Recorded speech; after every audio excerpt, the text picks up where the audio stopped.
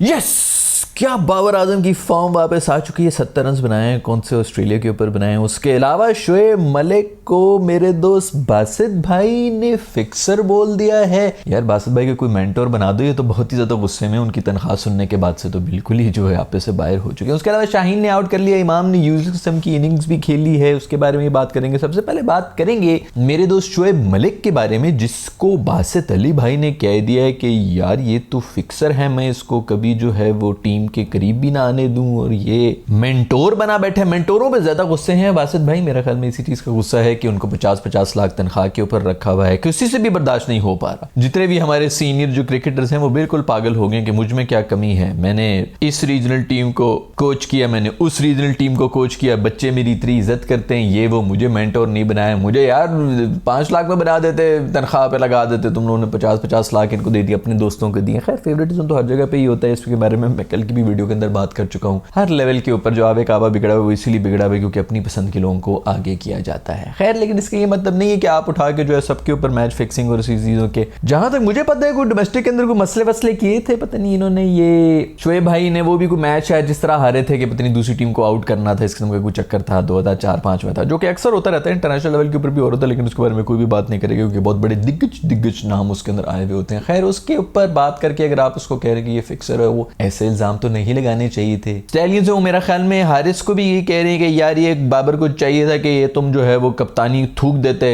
तुम्हें कप्तान नहीं बनाया हो। यार शुक्र है कि वो कप्तानी से हटा है भाई, यही तो हम कब से चीख रहे हैं भाई कि तू खुदा के लिए बैटिंग कर, तू कप्तानी ना कर, माफ कर दे, जिसने कप्तानी करनी है कर ले। हारिस ने अच्छी कप्तानी कर ली यार, नीचे से आके। मजे की बात यह है कि हारिस ये कहा करता था कि जी मुझे टॉप ऑर्डर पे नहीं आता, टॉप ऑर्डर पे तो कोई भी स्कोर कर ले, और खुद जो है मिडिल ऑर्डर के ऊपर आया और आके 50 मार के गया, खुद नहीं आया जब अपनी कप्तानी बनी। लेकिन मुझे ये लग रहा है कि ये जो खुद नहीं आ रहे, अपने मजे नहीं कर रहे हैं, वो इसलिए क्योंकि मेंटोर्स का बड़ा हाथ है। मेंटोर्स ही सब कुछ है। वो कह रहे हैं कप्तान शप्तान जो भी हो बेटा, हम बनाएंगे टीम, हम बताएंगे कौन से ऑर्डर पे कौन खेलेगा। क्योंकि शाहीन अफरीदी भी टॉप ऑर्डर पे नहीं, जैसे पीएसएल में वो आ रहे थे, शुगल मेला लगा हुआ था, 1 डाउन 2 डाउन वो आ रहे हैं, बैटर जो है वो देख रहे हैं, जी तू कप्तान है तो बॉलिंग भी तेरी पहले होगी और बैटिंग भी तेरी पहले होगी। जिस तरह गली के अंदर होता है ना, जिसका बल्ला होता है या बॉल होती है वो पहले बैटिंग भी करता है और वो पहले बॉलिंग भी कर रहा होता है। वो वाले हिसाब थे लाहौर कलंदर्स के अंदर जो है इनके शाहीन भाई के आ जा रहे होते, तो वो भी अब जो है वो नीचे आ रहे थे, टेल के साथ आए हैं। शुक्र है जो असल में जो बैटर्स इन बेचारों का काम ही है मिडिल ऑर्डर, शिडल ऑर्डर, 3 डाउन 4 डाउन वाले, वो आके जो है अपना कुछ स्किल दिखाने की कोशिश कर रहे हैं कि यहाँ पे तो हमें कम से कम परफॉर्म करने दो। तुम आके जो है वो अगर 10 ओवर भी खा जाते तो पीछे तो माहौल ही सारा बदला हुआ होता है, हमें तो सेट होने के लिए टाइम ही कोई नहीं मिला, तो सारा का सारा जो है ना वो बैलेंस आउट हो जाता है अगर आप बीच में जो अपनी कोई लुच मारते हैं। तो खैर बाबर आजम ने 75 रन बनाए, अच्छे सॉलिड वॉलिड मारे हैं। उसके बाद जो है वो आउट भी हुआ है, तो बॉल तो छक्के वाली थी, शाहीन ने आउट की है। शाहीन भाई पहले आए हैं, उन्होंने आके वो बॉलिंग शॉलिंग कराई, ओपनिंग स्पेल जो कराया है उसके रन अल्हम्दुलिल्लाह को 30-35 रन उन्होंने खाए, पता नहीं 3 ओवर के अंदर ही जो 10 के रन रेट से कोट खा रहे थे, तो अपने आप को ही हटा दिया उन्होंने कि भाड़ में जाओ तुम। अब शीशे के सामने खड़े हुए गालियां दी कि ये बॉलिंग होती है, और हटा के दूसरों को कह दिया खुदा के लिए हमें बचा दो। उसके बाद फिर आए, वापस आए, उन्होंने आके बॉब्जी को भी आउट कर दिया। बॉल छक्के वाली थी, बॉब्जी ने 2 माइंड में मारा है, बाउंड्री के ऊपर अच्छा कैच पकड़ लिया, अदरवाइज वो जा वैसे भी वो छक्का ही रहा था। अगर कोई नॉर्मल पाकिस्तानी टीम की अगर फील्डिंग होती तो वो छक्का ही था। तो खैर उसको आउट किए, सेलिब्रेशन किए, ना सिर्फ हाथ ऊपर किया बल्कि मुक्का भी दिखाया कि ये देखो ना भाई, मैं फिर तुम्हें गड आउट करता हूँ। उसके बाद मोहम्मद हारिस को भी आउट किया। मोहम्मद हारिस साहब इनके 36 का आंकड़ा चल रहा था, 2 विकेटें ले ली, मैं 60 रन दिए। लेकिन जो आपस की बात है वो यही है कि भाई कोई लाइनर लेंथ नजर नहीं आई, कोई पेस नजर नहीं आई, बहुत ही ऑर्डिनरी बॉलिंग थी। खैर शुक्र है कि 2 विकेटें शक्टें लिए, शायद कॉन्फिडेंस आ जाए, आगे जाके आ जाए, हमें कोई फर्क नहीं पड़ता भाई, मेरा किसी से कोई लेना देना नहीं है। परफॉर्म करो, मोमेंटम में आओ, टीम में आओ, पाकिस्तान को मैच जिताओ, दैट्स प्रीटी मच इट। और हमें कुछ नहीं चाहिए, हमने कोई यहाँ पे खुदा नहीं बनाया हुआ कि मैं उसका फ़ैन हूँ तो मैं उसका फ़ैन हूँ, तो इसको पीछे करो, उसको आगे डालो एंड ऑल दैट। सो खैर ओवरऑल डिसअपॉइंटिंग परफॉर्मेंस शाहीन भाई, कोई आपकी लाइन लेंथ में नजर नहीं आया। जिसकी लाइन लेंथ नजर आई है वो आई है मेरे दोस्त रूफी की। अब ये चीजें देखनी होती हैं भाई, विकेटें शिकटे उसने एंड में आके टेल एंडर्स की लिए एंड ऑल दैट, उसके ऊपर कोई बात ही ना करें। 2 विकेट इससे भी लिए, 2 शायद रूफी ने भी ली हैं, 3 ले ली होंगी, विकेटों की बात ही नहीं भाई। कौन सी सिचुएशन में आके आपने किसको आउट किया उसकी कोई बात नहीं, लाइन लेंथ आपकी क्या जा रही है। रूफी ने 1 ओवर कराया था, मुझे अब याद नहीं है, खुशदिल शाह को जो आउट किया था, 5 की 5 बॉलें बहुत अच्छी कराई थी, 6ठी बॉल के ऊपर वो आउट हुए, वो भी बड़ी अच्छी बॉल थी।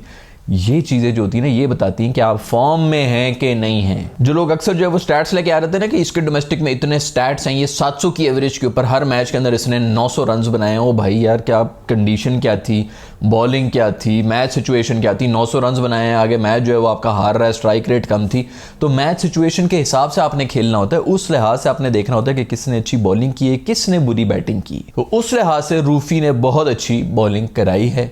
यहीं पे बात करना चाहूँगा इमाम उल हक की भी, जिन्होंने वैसे तो स्टैलियंस ने मेरे को 330 रन बनाए हुए थे और ऊपर से कोई 190 के ऊपर मेरे ऑल आउट हुए हैं। हमारे ये जो नूरपुर लाइन्स थे, मक्खन वाले लाइन्स जो थे, ये मेरे 100 के ऊपर ही आउट हो गए।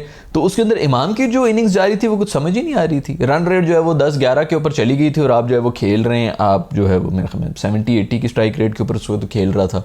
आपका इंटेंट ही कोई नजर नहीं आ रहा, मतलब आप करने ही क्या कुछ कर। एंड में कोई 2-4 छक्के वक्के मारे, उसने बेचारे ने जोर लगाने की कोशिश की लेकिन फिर आउट भी हो गया। आउट भी वैसे गलत दिया हुआ था उसका, लेकिन बहुत लेट यार। यही जो मसले होते हैं ना हमारी टीम के अंदर के, यार आपकी पूरी टीम के ऊपर प्रेशर जो है वो इतना बढ़ गया, उसके बाद आप आउट भी हो गए जो कि आपने आउट होना था। ये भी कह सकते हैं दूसरे एंड के ऊपर आउट हो रहे थे, बट स्टिल बहुत ही मेरा ख्याल में यूजलेस किस्म की इनिंग्स थी। आपको जो है वो वहीं पर ही रखना चाहिए था कि प्रेशर कम से कम इतना ना आए कि जो है वो 10 से ऊपर जो है वो रन रेट चली जाए आपकी टीम के लिए। वैसी भी विकेटें तो गिर ही रही थी, रेगुलर इंटरवल से गिरती भी रहे तो उसके ऊपर भी नुकसान होता रहता। तो खैर इमाम की एक यूजलेस किस्म की इनिंग्स थी। पूरी की पूरी टीम एफर्ट थी स्टैलियंस की तरफ से, जिन्होंने 350 रन ऐसे नहीं बनाए, सब ने मारे हैं, ऊपर से मारे, नीचे तैयब ताहिर ने भी मारे हैं, नीचे से आके हारिस ने बड़ी अच्छी इनिंग्स खेल ली और बॉलिंग में भी अच्छी फिर जो उन्होंने परफॉर्मेंस दी है। तो ये सब कुछ अच्छा हो गया दोस्तों। अच्छी बात ये है कि गैरी कर्स्टन पहुंचे हुए थे फैसलाबाद में, वहां पे देख रहे थे। हमें तो आदत ही नहीं रही यार, लास्ट टाइम कब हुआ कि हमारे कोचेस जो है वो नजर आए, वो सिर्फ टूर्नामेंट में नजर आते थे, वर्ल्ड कप में नजर आता था। और ये सबसे बड़ा जो एक प्रॉब्लम था ना वो ये भी था हमारी टीम के अंदर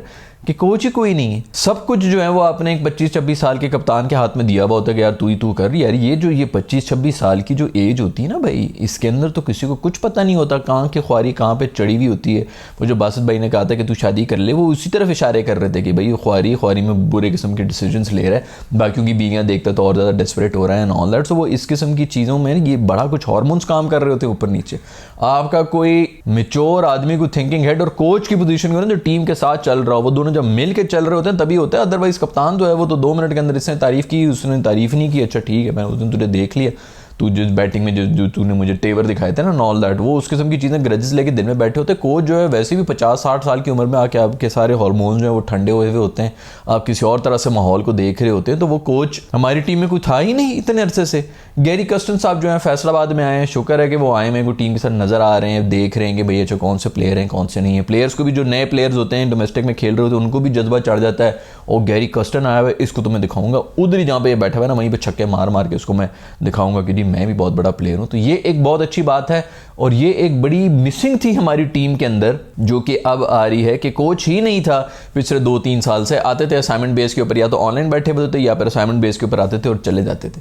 तो कौन उनको सीरियस लेगा। टूर्नामेंट से पहले ही वो आते थे, टीम के साथ जो है सलाम दुआ हो रही थी, नाम रट रहा होता था कि मेरी जरा अंग्रेजी जो है ना वो कमजोर है, तो मैं आपको अपना नाम जो है वो लिख के ही बता देता हूँ। फिर वो जो है पर्चियां ले लेके, अच्छा तू वाला, हाँ नहीं तू वाला नहीं, वो वाला, वो पीछे वाली की मैं बात कर रहा था, अच्छा ठीक है ओके। खैर भाई सबसे बड़ी खबर तो मैं भूल ही गया, ऑस्ट्रेलिया और इंग्लैंड का T20 आया, मैच हुआ है कल रात को, दोबारा रोबोट के बच्चे। यार ये इनकी जब सीरीज देखो ना इसी तरह होता है यार कि एक मैच के अंदर एक टीम डोमिनेट करती है, दूसरे मैच के अंदर दूसरी टीम डोमिनेट कर देती है। आप बिल्कुल शफाक होकर जो है तीसरा मैच देख रहे होते हैं कि यार आज कुछ पता नहीं है कि इनमें से कौन जो है या तो फाइट करते हुए मर जाएंगे या फिर डोमिनेट कर देंगे, और ऐसा डोमिनेट करेंगे कि मतलब प्रॉपर यार क्रिकेट हो, हार जीत होती है लेकिन आपको पता चलता है कि यार अगर कोई टीम जीती है तो अच्छा खेल के जीती है, कोई गंदा क्रिकेट खेल के कोई हारी नहीं है। ये बहुत बड़ा एक जो है ना एलिमेंट है जो कि इन्हीं के क्रिकेट में नजर आता है कि अच्छी क्रिकेट वाली टीम जीत रही थी, आपको अच्छा भी लग रहा होता है कि यार वेल प्लेड भाई। इंग्लैंड ने उसी तरह डोमिनेट किया, लिविंगस्टन ने क्या कोई इनिंग्स के लिए मैं हमें कोई 87 के कितने रन बनाए, 1 रन रहता था पीछे, 60-70 के ऊपर मेरा ख्याल में कोई 3 आउट हो गए थे। आके मारिए बॉय ने कोई 30 बॉलों के ऊपर 50-60 मारे हुए थे। दूसरे एंड पे भी बंदा था, मैं उसका नाम भूल गया हूँ, भी नया फाइंड ही है मेरे ख्याल में, उसने भी कोई 20 बॉलों के ऊपर 40 रन मारे हुए थे। मैच ही खत्म हुआ था 160 के ऊपर 3 आउट थे, बिल्कुल ऑस्ट्रेलिया के हाथ से मैच निकाल के चले गए थे। मिडिल ऑर्डर जो है यार ये कौन रोबोट के बच्चे हैं यार, ये 5 विकेट्स भी लेके चले गए। रेलू कट्टा किस्म का इनका जो है वो बैटर था, और इसने आके, ये ओपनर है, मैं हमें हिस्ट्री में पहली दफा हुआ है कि एक ओपनर ने आके वो 5 विकेटें ले ली, एंड में आके 3 विकेटें से लिए, स्कोर में हमें 1 रहता तो उसके ऊपर ही 2 आउट कर दिए थे इसने। उसके अंदर स्टिल विकेट तो विकेट ही है, बल्कि इनफैक्ट आखिरी 3-4 विकेटें तो हुई थी जब मैच ओवर हुआ था, बट चलो जो भी हो अचीवमेंट तो है भाई, 5 विकेट लेके। क्या जबरदस्त यार क्रिकेट खेलते हैं ये लोग। पहला मैच में जिस तरह ऑस्ट्रेलिया ने डोमिनेट किया था, इंग्लैंड ने सूद समेत वही वापस ऑस्ट्रेलिया के मुंह पे मारा है। खैर दोस्तों बड़े से मैंने आप लोगों के कमेंट्स से पढ़े तो मैंने कहा जरा वो भी पढ़ लेता हूँ, पिछली वीडियोस जो है उसके ऊपर से देखते हैं। जय सिड कह रहे हैं sorry Arsalan, it's a business tour, they should only focus on work, if they need to travel with family they should go on vacation, it's not about if one can afford it or not. ये मैं हमें वो जो बीवियों के ऊपर मैंने video बनाई थी कि बीवियों के ऊपर बैन लगा रहे हैं कि भाई बीवियां क्यों लेके जा रहे हैं, पिटीशन फाइल कर दी एंड ऑल दैट। सो बात तो सही कर रहा है यार, जैसे जो है तो बिजनेस तो नहीं कहेंगे, मतलब प्रोफेशनल उसके ऊपर ही है। बट खैर हाँ, बात तो ठीक है कि बीवियों को नहीं जाना चाहिए वहाँ पे वेकेशन वगैरह, बट फिर आप किस तरह रोक सकते हैं 6 बजे के बाद जो कोई भी वेकेशन कर रहा हो। बट खैर आई डू एग्री, ये बात तो है, लेकिन मैं इतना सीरियस नहीं लेते जानी। आते ज़्यादा तो सार्केज़म होता है मेरी वीडियोस के अंदर। मेरा क्या लेने देना बीवियों से या मेरा क्या लेने देना भाभियों से। फातिमा जोहरा कह रही हैं बिफोर शादी के मशवरे, आफ्टर बीवी से मसले, सम्स अप आवर शादी कल्चर। लमाओ यार दोस्त, बिल्कुल सही कहा है, बिल्कुल ऐसा ही है। अभी वो जिसने शादी नहीं की भी उसको शादी के मशवरे मिल रहे हैं, और जब शादी हुई भी तो बीवियों से मसले हो रहे हैं। बिल्कुल इसी तरह पाकिस्तानियों को भी समझ नहीं आ रही थी। बेसिकली हर चीज़ में नालायक है हम, तो बस नालायकी का किसी न किसी चीज़ के ऊपर डालना होता है। तो स्पेशली अगर औरत ज़ात कहीं पर आ जाए तो सारा का सारा ब्लेम उसी पर डाल दो।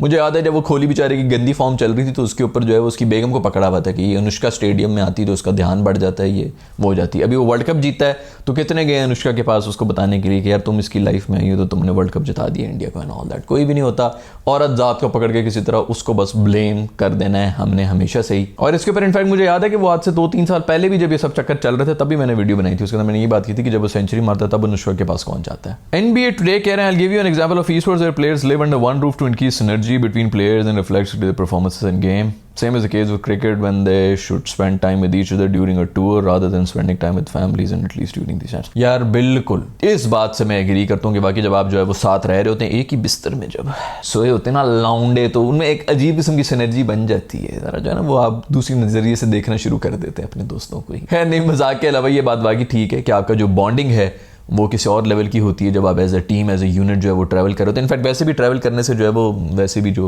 एक वो होता है टीम वर्क जो है वो ज़्यादा बढ़ जाता है जब आप डिफरेंट किस्म के एक्सपीरियंसेस करते हैं। हार्डशिप्स के साथ जब जाते हैं एज ए टीम तो आपकी यूनिट की होती है। इस चीज़ से मैं बाकी एग्री करता हूँ। खैर ऐसे मैंने पहले भी कहा कि आधे ज़्यादा वीडियोस तो मेरी वैसे भी सार्केज़म से भरी होती है, इतना सीरियसली ना लो। बट या आई डू एग्री कि इसके प्लस एंड माइनस भी हैं, लेकिन हर चीज़ जो है बीवियों के ऊपर डाल देना मेरा ख्याल में ये भी जो है इस वक्त हमारे जितने बड़े मसले बन रहे हैं उसके ऊपर जो है आप पिटीशन ये फाइल कर रहे हैं कि बीवियों को बैन करो इनके साथ, वो भी थोड़ा ज़्यादा हो रहा है। जैसे मैंने पहले भी कहा यार कि अगर मैंने बीवी को लेके जाना है तो मैं तो अपना पैसे देके तो मैं उसको साथ ले जाऊंगा, भाड़ में जाओ तुम लोग, नहीं देना पैसे तो ना दो, मैं कमा रहा हूँ इतना तो मैं तो लेके जाऊंगा बीवी को साथ ही। तो खैर ये चीज़ है, बट आई डू एग्री कि ना भी हो तो शायद बेहतर है टीम के लिए। लेकिन इस वक्त हमारे पास जो मसले हैं ना दोस्तों वो ज़्यादा बड़े मसले हैं, वो बीवियों के और औरतों के मसाइल से हम अगर थोड़ा बाहर निकल आए ना तो मेरा ख्याल में उससे ज़्यादा बेहतर होगा। खैर ये सारे कमेंट्स से मेरा ख्याल में ये जो वो बीवी वाली वीडियो थी उसी के प्रति लोग बड़े टची हो गए, बहुत नाराज़ हुए हैं कि मैंने बीवियों को क्यों सपोर्ट कर दिया है। तो खैर आपका इस वीडियो के बारे में, ये जो बाबर की फॉर्म वापस आई है कि नहीं आई है, इमाम की इनिंग्स और ये सब चीज़ें जो हुई हैं, इसके बारे में क्या ख्याल है नीचे कमेंट्स में मुझे जरूर बताइएगा। See in the next video,